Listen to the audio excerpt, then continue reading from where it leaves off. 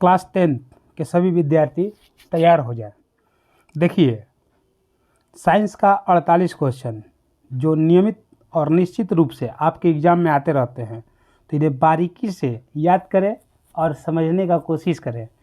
तो हम सारे ऑप्शन को नहीं पढ़ेंगे क्योंकि 48 प्रश्न है, वीडियो काफ़ी लंबा हो जाएगा, इसलिए हम प्रश्न के डायरेक्ट उत्तर बताएंगे और आप गेस पहले से लगाते चले कि आपको क्या याद है, क्या नहीं और क्या याद करना चाहिए। तो कॉपी कलम उठाइए और तैयार हो जाइए। उठो, जागो और तैयार हो जाओ और अपने लक्ष्य के पीछे लग जाओ, क्योंकि तुम लोगों के पास बाबू बहुत समय कम बचा हुआ है। बिहार बोर्ड का एग्ज़ाम का जो है समय आप लोगों का 17 तारीख से स्टार्ट है। देखिए, तो सबसे पहला क्वेश्चन है, किस दर्पण की फोकस दूरी ऋणात्मक होती है? ऋणात्मक, तो ये ध्यान रखेंगे, अवतल दर्पण का फोकस दूरी ऋणात्मक होता है और अवतल दर्पण इस तरह से होता है। तो कभी कभी पूछ देता है अवतल दर्पण किसे कहते हैं, तो याद रखेंगे जिसका परावर्तक सतह दबा हुआ हो उसे अवतल दर्पण कहते हैं। क्वेश्चन नंबर 2, लेंस की फोकस दूरी f बराबर r/2। लेंस की फोकस दूरी f बराबर r/2 याद रखेंगे। प्रश्न है, लेंस की फोकस दूरी f और वक्रता त्रिज्या में क्या संबंध है? तो f बराबर r/2 आप समझ सकते हैं। थोड़ा ध्यान दीजिए। देखिए, ये कोई दर्पण है और इस पे एक मुख्य रेखा खींच देते हैं और इसको केंद्र ले लें और देखिए, इसको O से और इसको P से निरूपित किया जाता है। इस पे कोई किरण आ करके टकराने के बाद यहाँ आके कट करता है, तो इसको फोकस बिंदु कहते हैं और इसके बीच की दूरी को फोकस दूरी कहते हैं। और ये जो यहाँ से यहाँ तक रेखा जो खींचा गया, इसको त्रिज्या यानी कि रेडियस, तो इसी से ये संबंध निकलता है। अब आते हैं क्वेश्चन नंबर 3, निम्न में किस माध्यम का अपवर्तनांक अधिक होता है? तो देखेंगे, इसका आंसर जाएगा डी, हीरा के साथ। सामान्य दृष्टि के लिए सुस्पष्ट दृष्टि की अल्पतम दूरी है। देखिए, जब अल्पतम कहेगा तो 25 सेंटीमीटर, ये ध्यान रखेंगे सेंटीमीटर, क्योंकि 25 तीनों में ऑप्शन है और मिस्टेक से जल्दबाजी में ये न कि ऑप्शन ए को ही मार दें। तो ध्यान देंगे कि 25 सेंटीमीटर, और जब दीर्घ माने दूरदृष्टि बोले तो अनंत होता है। क्वेश्चन नंबर 5, श्वेत प्रकाश का कौन सा रंग किसी प्रिज्म से गुजरने के पश्चात सबसे कम झुकता है? तो इसका आंसर जाएगा बैगनी। और याद रखेंगे कि इससे 7 रंग जो बनता है इस तरह से, तो इसको विंग्योर। तो देखिए, विंग्योर कहने का अर्थ है कि एक क्वेश्चन आता है कि इंद्रधनुष के बीच में कौन सा रंग होता है, तो याद रखेंगे ग्रीन। ये भी क्वेश्चन पूछा जाता है। देखिए, निकट दृष्टि दोष को किस लेंस के उपयोग द्वारा संशोधित किया जा सकता है? तो इसका आंसर जाएगा ए, अवतल लेंस। निकट में दूर का नहीं दिखाई देता है और दीर्घ में निकट का। क्वेश्चन नंबर 8, विद्युत शक्ति का एसआई मात्रक क्या है? तो याद रखेंगे answer A, watt. Question number 9, एक यूनिट विद्युत ऊर्जा का मान होता है? तो आंसर होगा D, 3.6 into 106 joule. Question number 10, निम्न में कौन सा कथन सत्य नहीं है?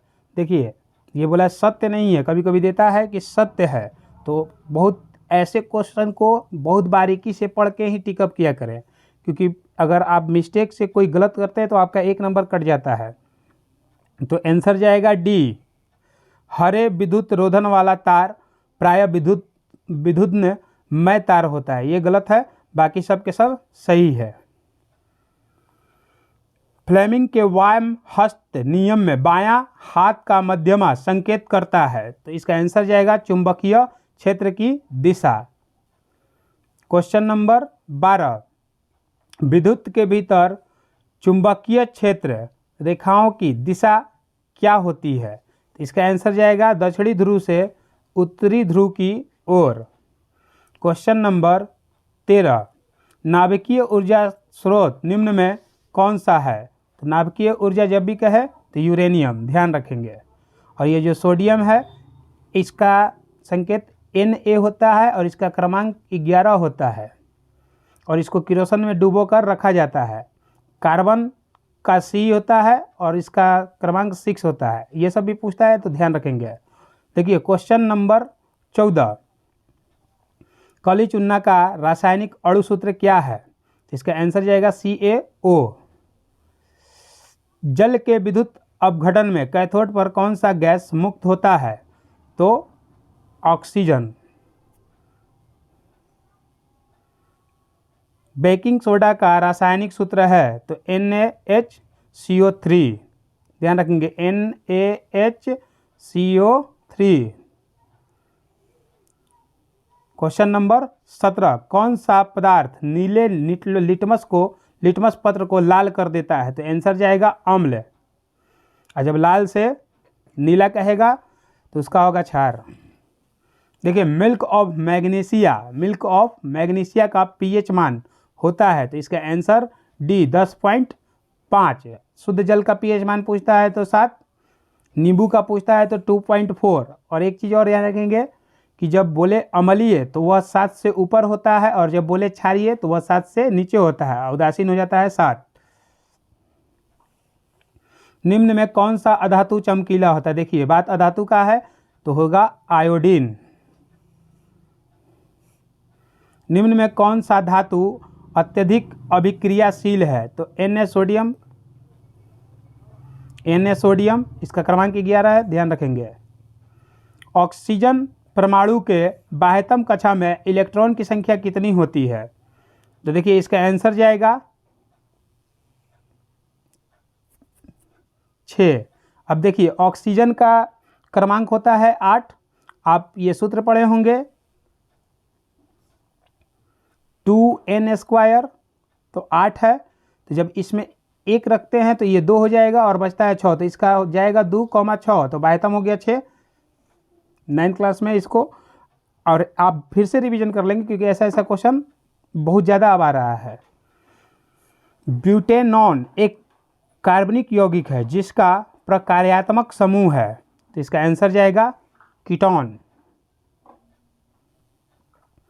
नाइट्रोजन के 2 परमाणुओं के बीच कितने आबंध होते हैं? तो आंसर जाएगा 3 आबंध। एल्किन का सामान्य सूत्र CnH2n CnH2n-1, इसको ध्यान रखेंगे।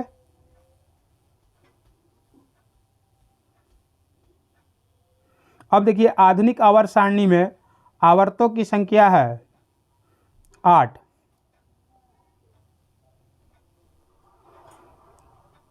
समूह में ऊपर से नीचे जाने पर परमाणु आकार में क्या परिवर्तन होता है? तो परमाणु का साइज बढ़ता है। जैसे नीचे से ऊपर आएंगे तो इसका आकार बढ़ता है। जैसे पढ़े होंगे हिलना करे रब से फरियाद। तो देखिए H hydrogen, L A lithium, Na nitrogen, इस तरह से। तो इसका एक ऐसे करके बढ़ते जाता है। ये वीडियो लंबा हो जाएगा, इसको हम नेक्स्ट टाइम बता देंगे।